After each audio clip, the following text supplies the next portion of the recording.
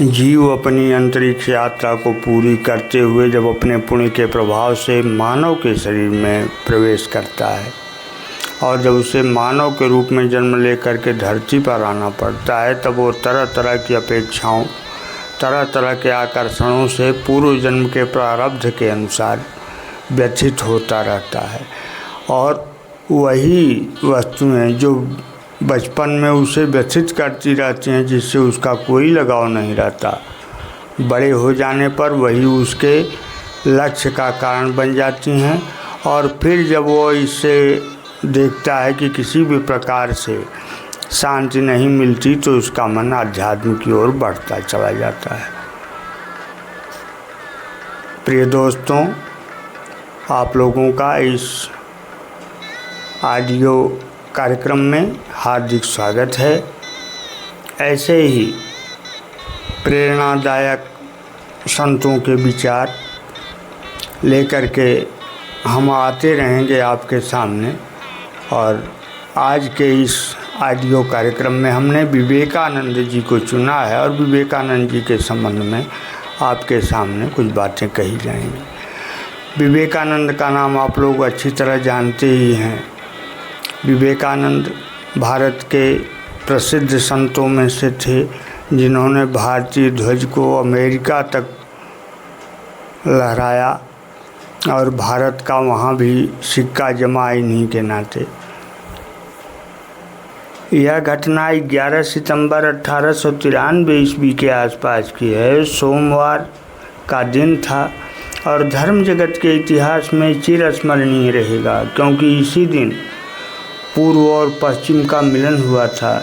इसी दिन समग्र विश्व में विश्व बंधुत्व का सूत्रपात भी हुआ था और इसी दिन प्राचीन भारत के वेदांत में विवेकानंद को अपना यंत्र बनाकर महान धर्म सम्मेलन में सर्वोच्च स्थान प्राप्त किया था। प्रातःकाल यथारीति पाठ और संगीत आदि के साथ महासभा का श्री गणेश हुआ। मंच पर बीच में बैठे थे अमेरिका के रोमन कैथोलिक संप्रदाय के धर्म प्रमुख सभापति कार्डिनल गिबन्स, और उनके दाहिने एवं बाएं दोनों ओर विराजमान थे विभिन्न प्राच्य धर्मों के प्रतिनिधिगण। स्वामी विवेकानंद किसी संप्रदाय विशेष के नहीं थे, वे तो समग्र भारतवर्ष के सनातन वैदिक धर्म के प्रतिनिधि के रूप में उपस्थित थे। नीचे एक हॉल था और उसके बाद एक बड़ी गैलरी, जिसमें अमेरिका तथा अन्य देशों के चुने हुए 6-7 हजार नर नारी उपस्थित थे। मंच पर ईसाई धर्म की प्रमुख शाखाओं के साथ ही यहूदी, जैन, हिंदू, बौद्ध, कन्फ्यूशियन, शिंतो, इस्लाम और पारसी आदि धर्मों के प्रतिनिधिवृंद अपनी अपनी राष्ट्रीय वेशभूषा में आसीन थे। सभापति द्वारा आमंत्रित हो प्रतिनिधियों ने पहले से तैयार किए हुए भाषणों के माध्यम से अपने धर्म के संबंध में विचार प्रकट किए। स्वामी जी तो कुछ लिखकर नहीं ले गए थे, उन्होंने खड़े होकर के ज्यों ही यह कहा, मेरे अमेरिकावासी बहनों एवं भाइयों। इन कुछ शब्दों के भीतर ही ऐसी विपुल शक्ति भरी थी जिसने श्रोताओं का हृदय स्पंदित कर दिया। तुरंत सैकड़ों नर नारी उठकर खड़े हो गए और सभी ओर से प्रचंड तालियां बजने लगीं। लोगों की उद्दीपना और तालियां रुकती ही न थीं। सभी वक्ताओं ने प्रचलित प्रथा का अनुसरण करते हुए श्रोताओं को संबोधित किया था, पर एकमात्र विवेकानंद ही ऐसे थे जिन्होंने बहनों और भाइयों कहकर मानव जाति को संबोधित किया था। उन्होंने कहा था, माई अमेरिकन ब्रदर्स एंड सिस्टर्स।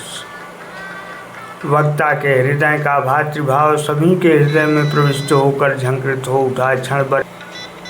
क्षण भर के लिए हजारों नर नारियों के हृदय में संपूर्ण मानव जाति की एकता की अनुभूति साकार हो उठी। स्वामी जी के उस संबोधन में विश्व भ्रातृत्व का बीज, विश्व मानवता की झंकार, वैदिक ऋषि की वाणी, सभी कुछ निहित था।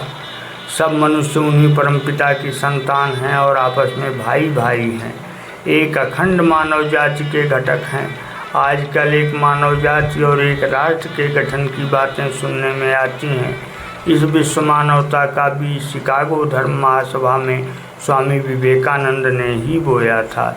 इस प्रसंग में रोम्या रोला ने कहा है, वह रामकृष्ण का ही निश्वास था जो सभी विघ्न बाधाओं को पार करता हुआ उनके महान शिष्य के मुख से निश्रित हुआ था। बारंबार प्रयास के बावजूद शुरू के कुछ मिनट स्वामी जी श्रोताओं के उत्साह और आनंद को कम नहीं कर सके।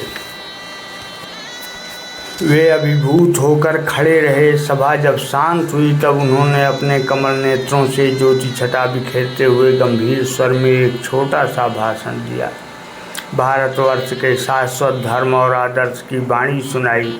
संक्षिप्त होने पर भी उनका भाषण उदार और सार्वभौमिक भावों से परिपूर्ण था। तदुपरांत उन्होंने विभिन्न अवसरों पर जो व्याख्यान दिए उनमें किसी भी धर्म की निंदा या समालोचना नहीं थी।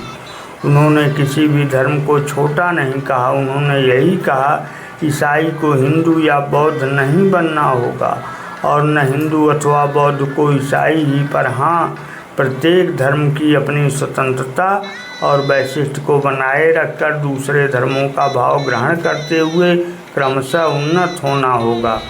उन्नति या विकास का यही एकमात्र नियम है। अन्य वक्ताओं ने अपने ही संप्रदाय के भगवान की महिमा का गुणगान किया था। विवेकानंद ही एकमात्र ऐसे वक्ता थे जिन्होंने सभी धर्मों के भगवान की विराट पुरुष की बात कही थी। उन्हीं विराट पुरुष को आधार बनाकर सार्वभौमिक विश्व धर्म गठित हो सकेगा, इस विषय में भी उन्होंने संकेत किया था। धर्म सम्मेलन ने इस तरुण सन्यासी का अभिनंदन किया। एक ही दिन में सारी अमेरिका में उनकी कीर्ति फैल गई। शिकागो महानगरी की जनता स्वामी जी के चरणों में लौट पड़ी। उस दिन से अमेरिकावासी तथा वहाँ के समाचार पत्र उनकी प्रशंसा करते न अघाते। उस वीर सन्यासी के रंगीन चित्र शिकागो में सर्वत्र लगे। देखकर लोगों के मन में श्रद्धा और विस्मय का उद्रेक होता था। अमेरिकन समाचार पत्रों ने विवेकानंद को सम्मेलन का सर्वश्रेष्ठ व्यक्ति घोषित किया और कहा, उनका व्याख्यान सुनने के बाद आज हमें यह विशेष रूप से अनुभव हुआ है कि भारत जैसे ज्ञानवान देश में ईसाई धर्म प्रचारक भेजना कितनी बेवकूफ़ी की बात है। स्वामी जी की शिकागो वक्तृता भारत की मुक्ति का संक्षिप्त लेख है। उन्होंने हिंदू धर्म की जो युगोपयोगी व्याख्या की है उसमें उसे विश्व धर्म का रूप देने के साथ ही नवजीवन का संचार किया गया है। स्वामी जी ने हिंदू धर्म को विश्ववरेण्य बना दिया। भगिनी निवेदिता इसकी एक स्वयं में साक्षी थी। वो लिखती हैं, शिकागो धर्म महासभा में जब स्वामी जी ने अपना भाषण आरंभ किया तो उनका विषय था हिंदुओं के प्राचीन धार्मिक विचार। पर जब उनका भाषण समाप्त हुआ तो आधुनिक हिंदू धर्म की सृष्टि हो चुकी थी। उनके भीतर संपूर्ण भारतवर्ष को अपनी भावधारा का महत्व आंकने की क्षमता मिली।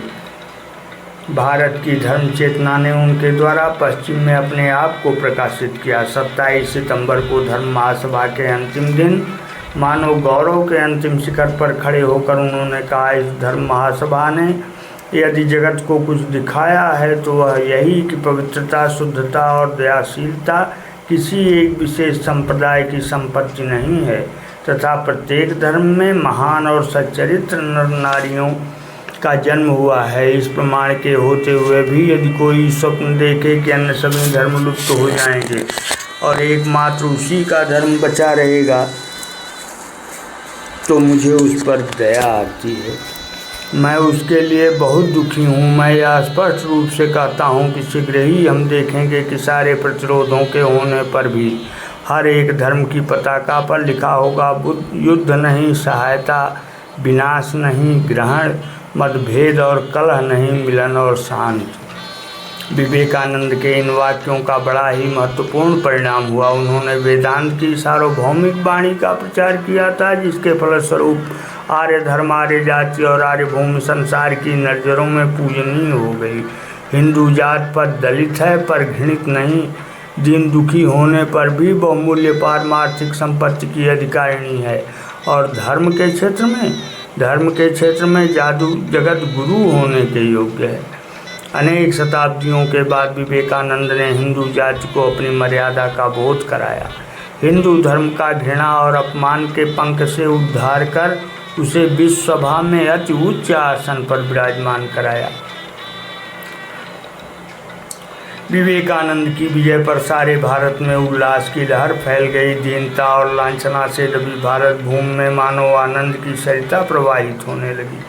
स्वामी जी की उस सफलता का प्रभाव हमारे प्रत्येक राष्ट्रीय उद्यम और कर्म पर पड़ा। केवल धर्म और आध्यात्म के क्षेत्र में ही नहीं वरन आर्थिक और सामाजिक जीवन पर भी उसका प्रभाव बड़ा ही व्यापक हुआ था और उसी दिन से हमारा राष्ट्र सर्वतोमुखी विकास के पथ पर आगे बढ़ चला। रोम्या अरोड़ा ने इस जागरण की ओर इंगित करते हुए लिखा है, सर्वप्रथम यहीं से भारत की उन्नति शुरू हुई।